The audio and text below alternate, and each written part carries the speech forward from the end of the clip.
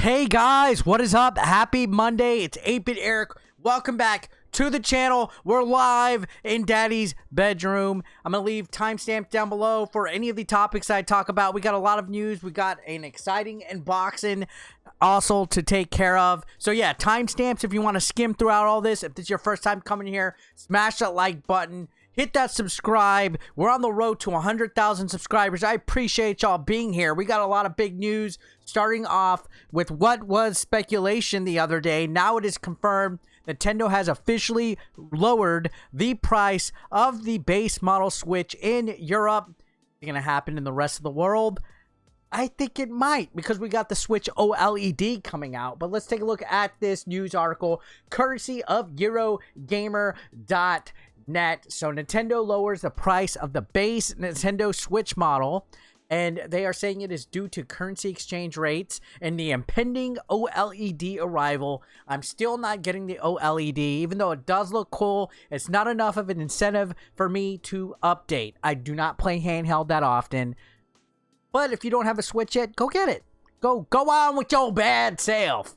All right, so this goes on to begin. Nintendo has explained that today's original Switch model price change in Europe said it's a reflection of both currency exchange rates and the upcoming launch of the Switch OLED. Officially, Nintendo does not set hardware pricing in Europe, but the new $259.99 price mark for the console is seen by Nintendo as appropriate for its own store and is likely a price other retailers will now follow. They go on to make a statement. Nintendo of Europe is changing the European trade price of the Switch console to retailers, a company spokesman told Eurogamer this morning. More than 4.5 years after its release, the Switch continues to have strong sales momentum in Europe, and that's good for them. You know, Europe is kind of a different territory when it comes to sales and stuff of gaming. Definitely a market to corner, for sure. Not as much as importance of Japan or United States, but definitely a good market. Nintendo's been holding strong in Europe. They go on to also say, after carefully weighing up a variety of factors, including currency exchange rates in Europe and the upcoming launch of the Switch OLED model, we decided that now was the appropriate time to change the European trade price of the Switch. The trade prices of the Switch Lite and the upcoming OLED are not affected. The final price to consumers is determined by retailers. As a guide, we recommend that consumers check with local retailers to find out their prices. In My Nintendo Store, which is now their own retail store channel of Nintendo, the price of each Switch family console is now $199.99 for the Switch Lite, $259.99 for the Switch, and the OLED is $309.99. Fair pricing. Again, I don't play horribly enough to give a crap about a new OLED, but it's at least now cheaper.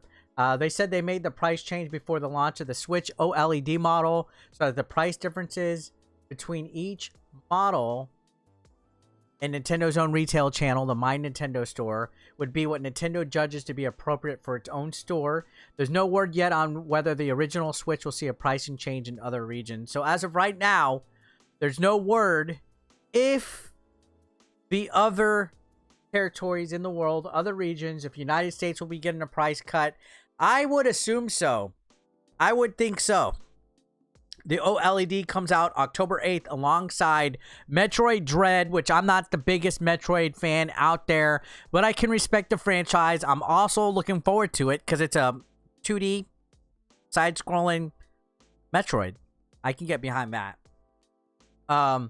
Now, there's various channels and stuff that have gone hands-on with the new OLED model. Again, it looks cool, but it doesn't warrant enough of an upgrade for me. But if you guys are wanting to go ahead and get a base model Switch, now would probably be the time. I would say, even though it's only in Europe right now, I'm predicting, or I'm at least assuming, assume you make an ass out of you, right?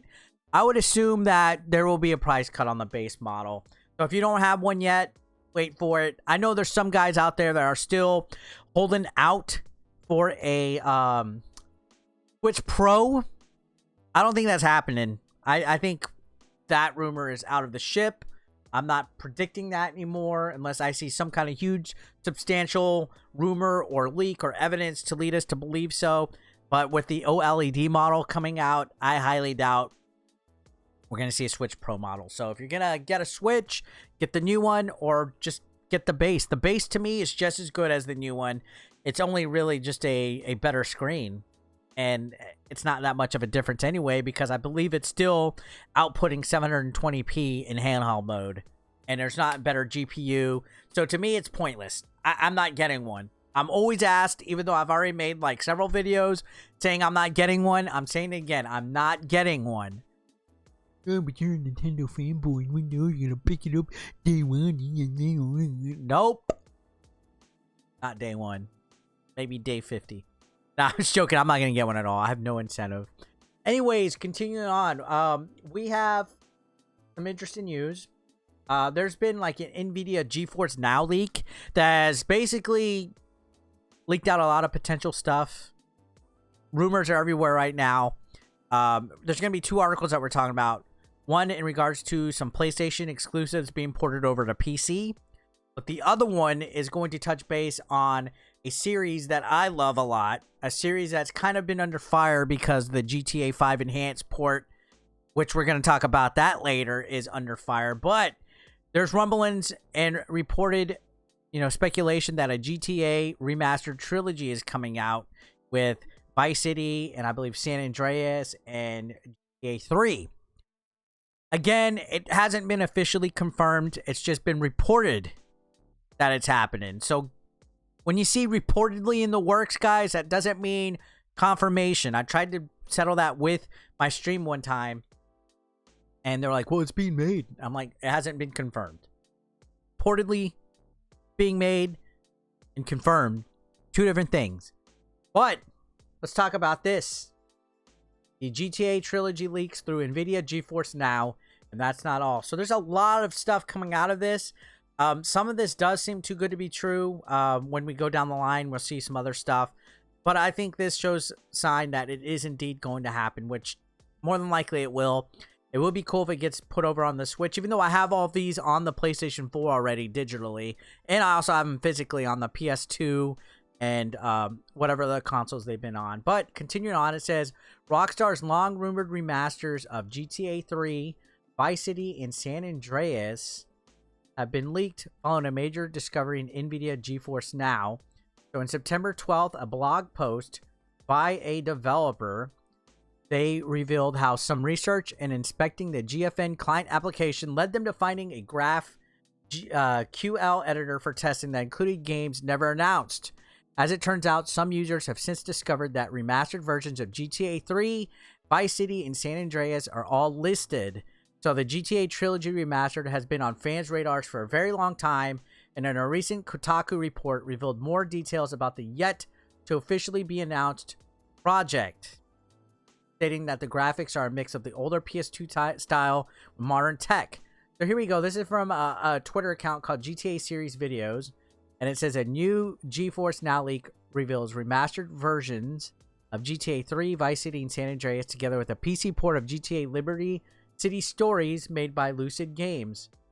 So here's a screenshot. Take a look at that. We could see here's some stuff. We have Bully. That's big. GTA 3 remastered. Episodes from Liberty City Stories.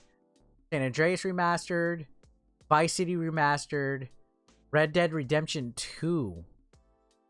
That's big. People have been wanting a PC port of that. And LA Noire. So this is a source.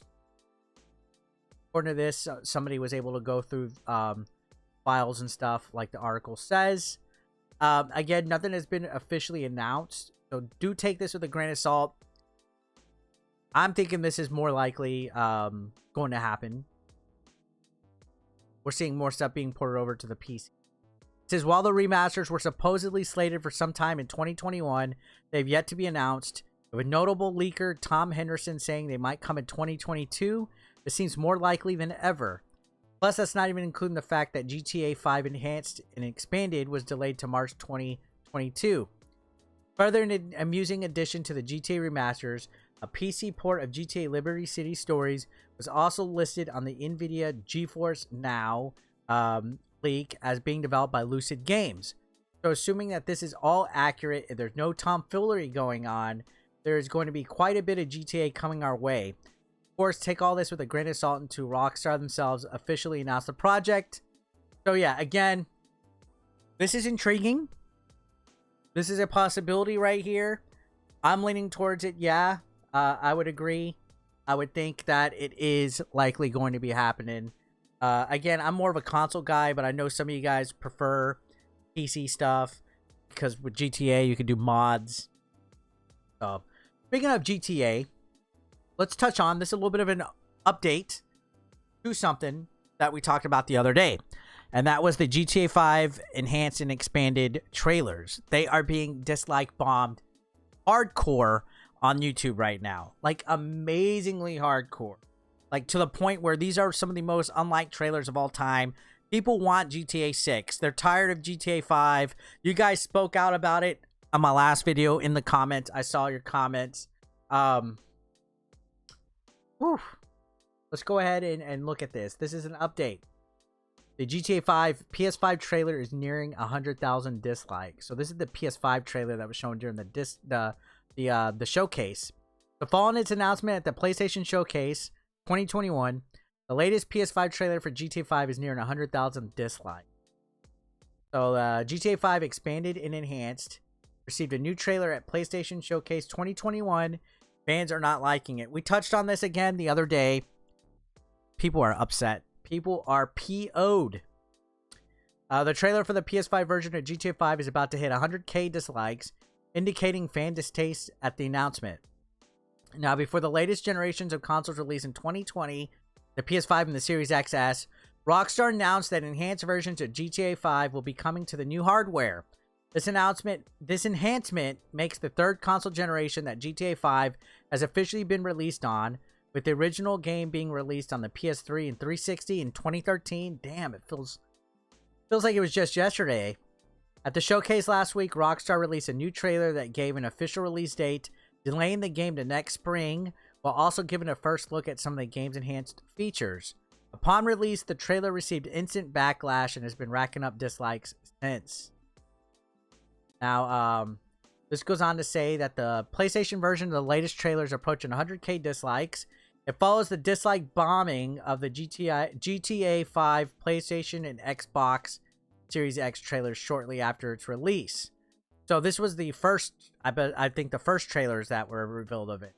Now, just 2 days ago, the trailer was sitting at 16K dislikes and 39K dislikes. 16K likes, 39K dislikes. But has since grown to 24K likes and 97K dislikes. Now, the Rockstar post has 31K likes and 93 dislikes. 93K. So that's huge. Let's just, for giggles, look at it right now. This is the official trailer. You could say they just beat it. You could see right here looking at it, 24K likes to 104K dislikes. That's a huge amount of backlash. I'm pretty sure Rockstar sees this and notices it. You can see, looking at some of these comments, are pretty much PO'd.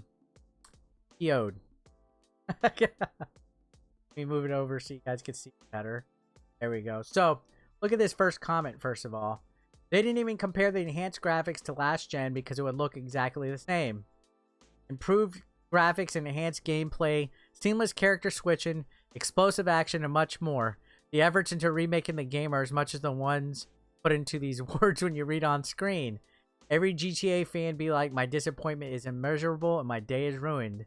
Can't even make a remaster of an 8-year-old game on time. Shame on you, Rockstar.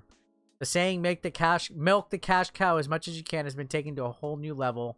Disgusting. So a lot of people feel that Rockstar is definitely milking the cash cow. They've made a lot off of GTA Online alone. Again, I recently said, why didn't they just make this like a next-gen patch? Like, you know, like some of these games that are getting these FPS boost and these patches on the Series X or even the PS5, I think Rockstar should have just did that, like make a big upgrade patch instead of porting over a whole new version of the game. I am a GTA fan through and through, and I know I'm gonna probably buy this anyway, which I'm part of the blame of it, but I don't know. Rockstar is always gonna do what Rockstar does at the end of the day, and it's unfortunate. So they are meeting a lot of backlash on this. So you can see a lot of people are questioning, is it really that much more improved and enhanced than the last gen version? A lot of them claim the PS4 and Xbox One versions don't look much different. You know, there wasn't much of a jump between PS4 to PS5 or Xbox One to Xbox Series X with GTA 5 compared to the 360 and PS3 version to the PS4 and Xbox. There was a pretty noticeable jump. So it is pretty disappointing for a lot of people. This article does go on to finish by saying, another source of discontent can likely be pointed out at the fact that Rockstar is still pushing GTA 5 to begin with. Rockstar's continued support of GTA 5, especially GTA Online, have reaffirmed that GTA 6 is not coming anytime soon. It is hard to blame Rockstar, which is how much money GTA Online continues to make, and especially how much it cost making GTA 5 to begin with. But there's only so much single-player fans can do in Los Santos.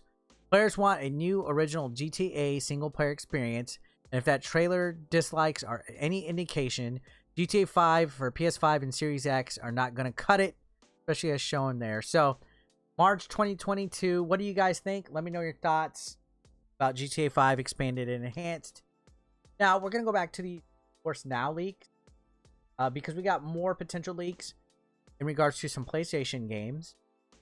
And some of you guys might be interested in hearing this. So, GeForce Now database leaks God of War, Returnal, Demon Souls, and more potential PC ports. This is a little annoying to me because Returnal is a PS5 exclusive.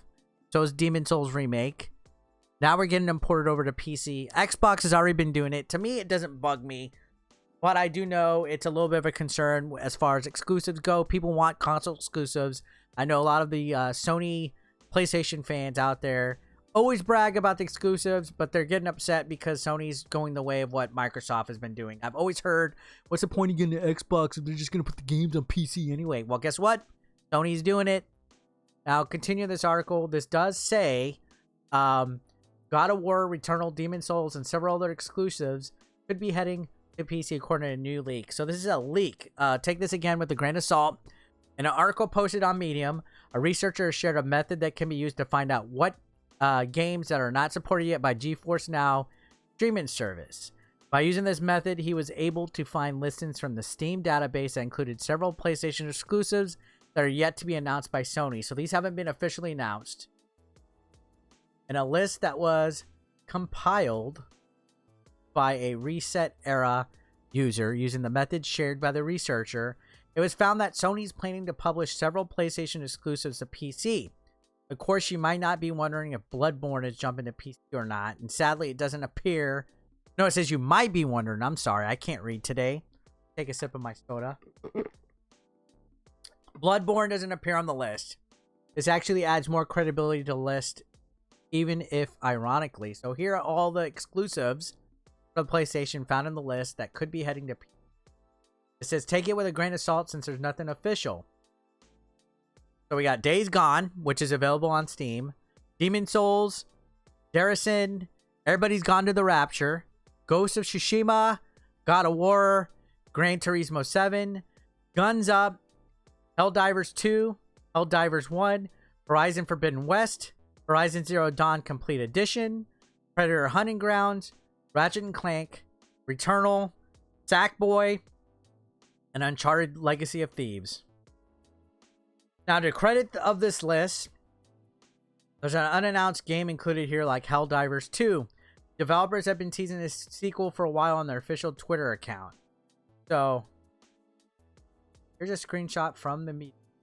Or this is a screenshot. Yeah, this is a screenshot showing God of War from the right here.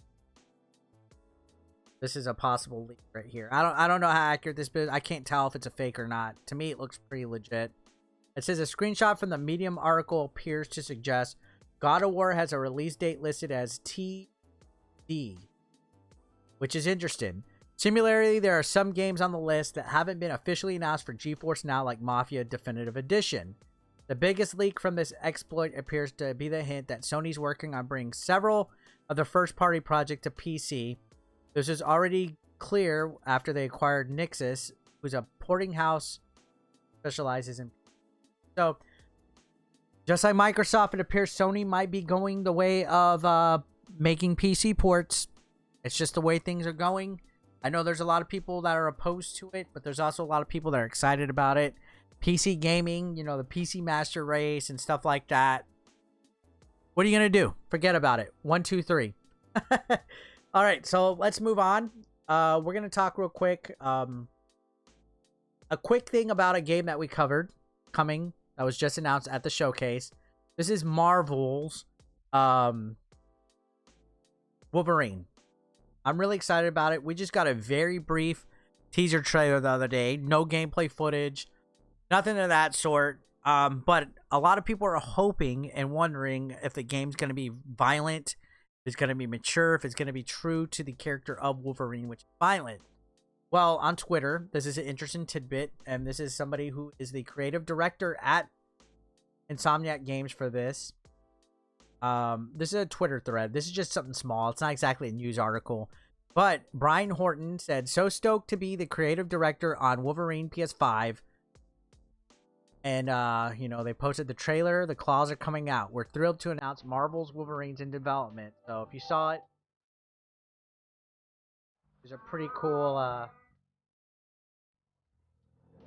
little teaser trailer that we saw. It has me excited. I'm really hoping this game is going to be a Game of the Year candidate. Spider-Man is awesome on the PS5 and the PS4 respectively.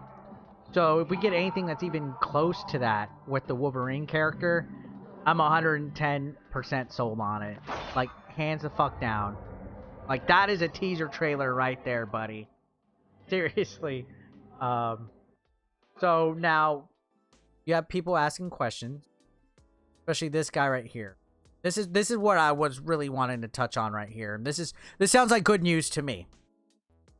Now this user MR says, is it a big or a Miles Morales sized game? And Brian goes on to say, full size, the mature tone. So there you have it. That is good fucking right there. And you can see this thread right here is pretty interesting. Brian is going on to answer some of these questions. There's people asking, requesting certain info and stuff. So if you want to find out more about the game, since we really don't know much yet, this would be a thread to read. So go to Brian Horton's actual Twitter account and see if he's responding to some of the stuff right there. But the main thing to note out of that I just want to talk about is that's going to be a full-size game with a mature tone.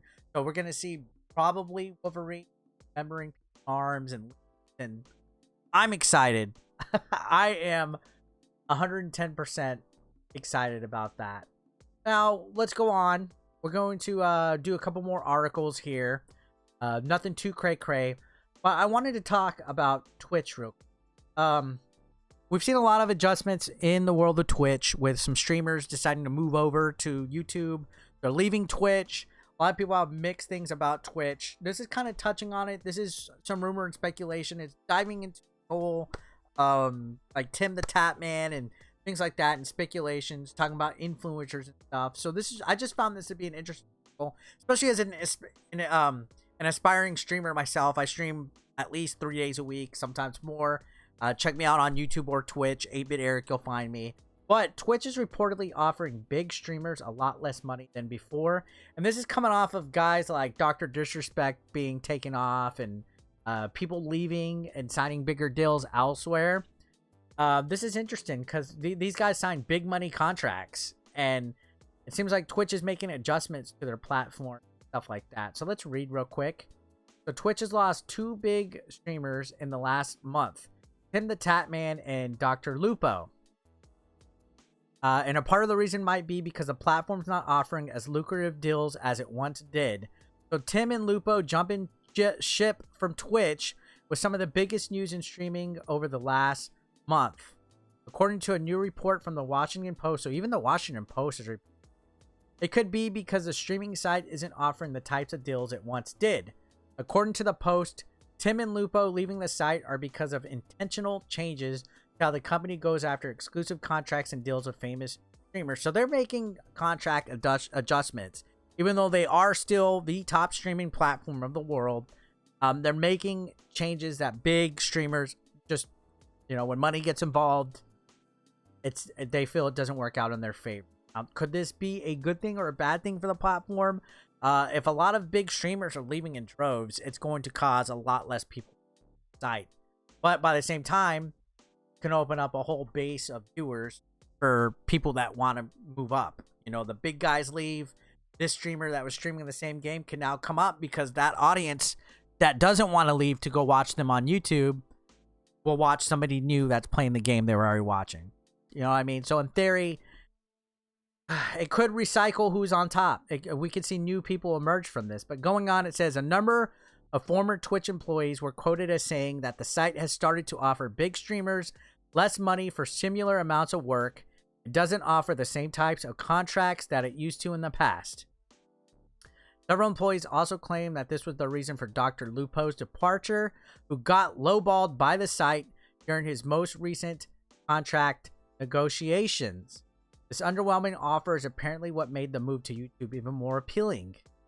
This was in relation to Lupo's previous contract, which the streaming star inked back around the time that Tyler Ninja Blevins and Michael Shroud Griziek left for exclusive deals with Mixer. I probably butchered their last name. To be fair, I don't follow those. Now, according to the anonymous Twitch sources, losing those two prompted Twitch to offer lucrative contracts to the remaining stars at the time. Now that Mixer's dead and gone, and the purple giant continues to reign supreme in the world of streaming, it seems they don't feel the need to continue doing so. So yeah, when Ninja and Shroud left to Mixer, they locked up a lot of talents. Dr. Disrespect was one of them, to huge Twitch contracts. Now, one unnamed former Twitch employee claimed the public has a very uninformed perspective on Twitch's economics. Anytime a streamer's been paid a ton, it's been a lot more about the brand than the company's return on investment. The employee said the commerce business on big channels tends to flatline at some point, and streamers don't want to play ads.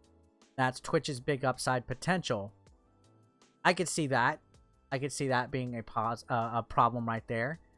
Now, furthermore, attorney Ryan Morrison, who runs the Evolved Talent Agency representing stars such as XQC, confirmed Twitch is offering fewer and fewer contracts, and the ones they do are worth less than those that came before. Again, you know, I feel people can make just as much as money running ads on their Twitch videos or their Twitch streams, but a lot of streamers don't do that. I feel running ads helps. It could help cushion the blow of not having a big contract. Why leave a platform that you can build an audience on?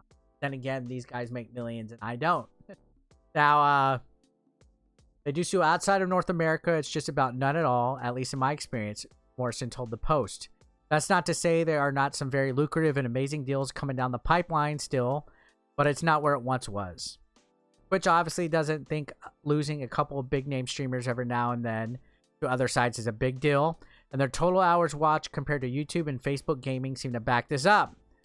Twitch streamers also have a variety of ways to make money outside of just contracts too, so how this new approach by the site to lock content creators down will work out remains to be seen. I thought it was just interesting, you know, getting into the whole aspect of how Twitch runs and stuff like that. I just wanted to touch base on that. Now, let's talk about Gran Turismo quick. This was a game that I touched on that was shown in the PlayStation Showcase. Well, now there's a rumor that it's going to be online only. I know this is going to set a lot of people off that don't like online only games, but releases in March for PS5 and PS4 seems to be online only. So it wasn't mentioned during the showcase itself, but Polyphony Digital has since confirmed a release date for Gran Turismo being delayed to 2022. You'd think its presence at the showcase would mean They had a specific release date for it. Much like God of War Ragnarok, no release date was given during the showcase itself, but a post-showcase PlayStation blog post has shared more details on the game, including the release date of March 4. So March 4 is what the rumored date is on this PlayStation blog post.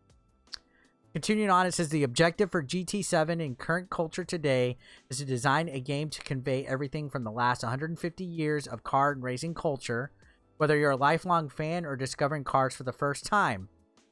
Now, they say it's a accumulation of the series, which answers the expectations of GT fans throughout the years, and at the same time, it's a title that marks the beginning of a difficult mission to contain the full breadth of car culture from the past into a single game. So, there is a small print at the bottom of the blog post, and this is what's the major concern on the article. I had to skip down to find it. It says there's some small print at the bottom of the blog post, however, that reveals that almost every modem feature requires an internet connection, which makes it sound as Gran Turismo 7 will be otherwise unplayable offline. Yeah, that might be a big yikes for some people.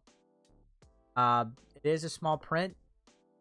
Just like Splatoon on the Switch, that requires an internet connection for, I guess, upgradable items and different events and things like that. So it sounds like that's what Gran Turismo 7 is going to be.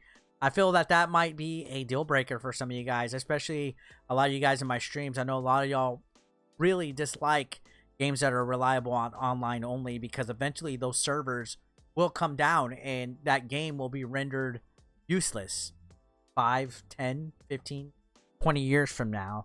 So we'll see what happens with that. I'm honestly surprised, it's just now gaining traction and we don't hear a lot of people really complaining about that situation in regards to Gran Turismo 7.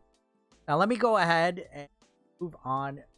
Cover scalpers stuff on this channel, and I'm slowly going to get back into the next gen scalping and next gen restocks and stuff like that. But now it looks like there's a good and interesting sign in the world of restocks and getting a next gen console.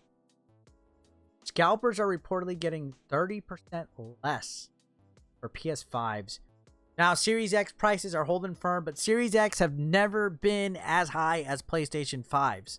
I've seen PlayStation 5s go for thousands more than the Xbox Series X.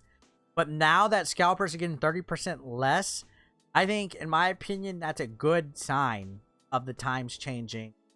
Now, reseller site StockX claims that the resilient Xbox prices are due to fewer restocks. Now, the PlayStation 5 is getting them continually. So now they're getting 30% less for consoles than at launch, and that's according to secondary market StockX, which shared the data with Forbes. Now, according to the people that the publication spoke to, while the prices scalpers are getting for the PS5 consoles have declined, the volume of consoles being sold has remained steady. StockX is a reseller site that was launched in 2016. Talked about it. They do sneakers, all sorts of things. Earlier this summer, it was claimed that more than 130,000 PS5 consoles have been sold via StockX, and it's Scalper Central. If you look at it, there's so much scalper prices on it. I don't recommend, honestly, getting on it, but some people just refuse to wait. I've had so many people in my comments, oh, I'm just going to bite the bullet and get it on StockX.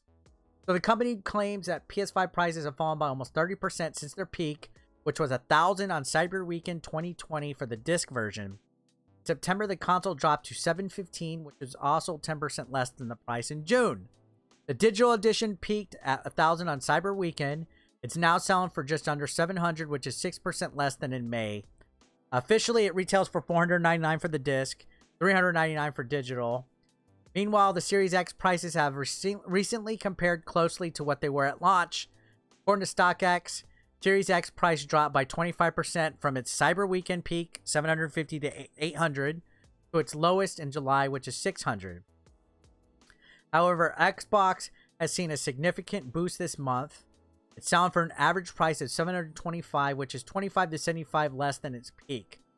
StockX's senior economist, Jesse Einhorn, told Forbes that this was because the Series X has seen fewer restocks than the PlayStation, and that as a result of their relative scarcity, prices on StockX increased. Additionally, it's noted that resellers are attempting to capitalize on recent reports around the updated PS5 model, and that's with the smaller heatsink and all that. So now people are trying to capitalize on that, and they're putting launch model on their listing. So it says, despite that, scalpers seemingly haven't been able to sell the base model for more. One eBay seller who has sold 15 PlayStations so far said that they haven't seen any major difference in price between the two models. More prolific reseller who has shipped 48 PS5s agreed and said that they're not sure if users know or care about the new screw design. And so interesting, interesting data from StockX. I think, I know I've said it in the past, but I think it's starting to get a little bit more often that we're seeing these PS5 restocks. Again, I'm going to try to keep up with them. I know I've slacked in recent months. But it just felt like it was so repetitive saying the same thing every day. But you guys liked it. And if you like, then I will do it. Now, speaking of PS5 restocks, this is for you UK guys out there. This has been confirmed. PS5 consoles will be on sale at UK retailer Game on Tuesday. Online queuing system will make the process as smooth and far as possible. So if you're a UK guy, this one's for you. I'm sure you already have heard about this by now. The PlayStation 5 consoles and bundles will be available online at UK retailer Game on Tuesday morning. So you got a couple hours. I think you're, what, 8 hours ahead of me? The company didn't specify what time the consoles will be available, although its recent PS5 restocks have gone live at around 10 a.m. ST. Tomorrow morning, we'll be going live with a selection of PlayStation 5 disc and digital consoles and bundles, the retailer said on Monday. Due to the large amount of traffic, we operate a queuing system to make the process as smooth and fair as possible. So their official post on their Twitter if you want to verify it. Good luck. Now, they say if you do try to order more than one console, any additional orders will be canceled within 24 hours. So they're trying to combat scalpers for sure. If you're not able to secure a console online, please contact your local game store to discuss your options. So they're at least, I guess, entertaining the idea of options. Now, Sony claimed in July that PS5 had become its fastest selling console ever after topping 10 million sales globally. Congrats to Sony. Holy crap. They reached the milestone in mid-July, about 8 months after its launch, and just under a month faster than PS4 managed to do so. So good job on Sony. Again, Game will be having them on Tuesday if you're interested in checking that out. So, not half bad. I do have these games right here to end the video. We have an unboxing. I was thinking about making this. I just might. But just to show you guys what we got coming. I got these from Forever Limited. I have Thief here. Some huge, like, I guess, collector box. Sparkle Ultimate Collection. I'm going to go ahead and make this on a separate video because this is going to make like another 20 minutes. Already at. Got something from Sparkle right here. A mug. And then we got some paint stuff. So this might be a statue here. According to RGT85, he said that's a statue. It's actually a little salty that I got this because this is a collector's. The collector to me doesn't want to what they were saying. Share with you guys on the channel, so stay tuned. I will be making a video of that, but that's it. Let me know your thoughts on any of the topics we touched on today. I'd love to hear what you guys have. I'm glad a lot of you guys are liking this long form content. Again, I will have timestamps in the comments. Subscribe and like, guys, if you haven't already. Let's help get the channel to 100K. I appreciate y'all so much. Thank you as always for watching. I will see you on the next one. Peace out.